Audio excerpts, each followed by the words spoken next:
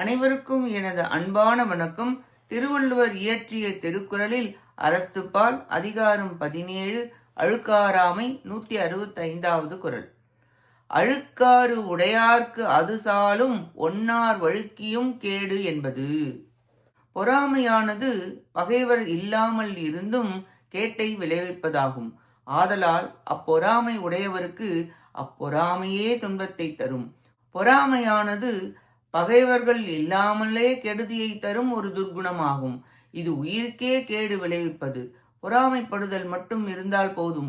எதிரியே தேவையில்லை, அதுவே உன்னை கெடுத்துவிடும், கேடு செய்யும்.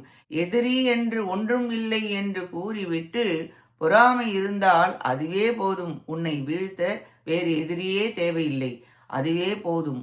எனவே பொறாமை என்பது தீய நெறி என அறிந்து அதன் துன்பம் அறிந்து நரக வேதனையும் இன்மையில் வறுமையும் துன்பமும் வருவதால் அதை முழுமையாக விட வேண்டும் என்று உறுதிபட கூறுகிறார். இக்குறளில் பொறாமைப்படுபவனின் தீமையை கூறுகிறார். நன்றி, வணக்கம்.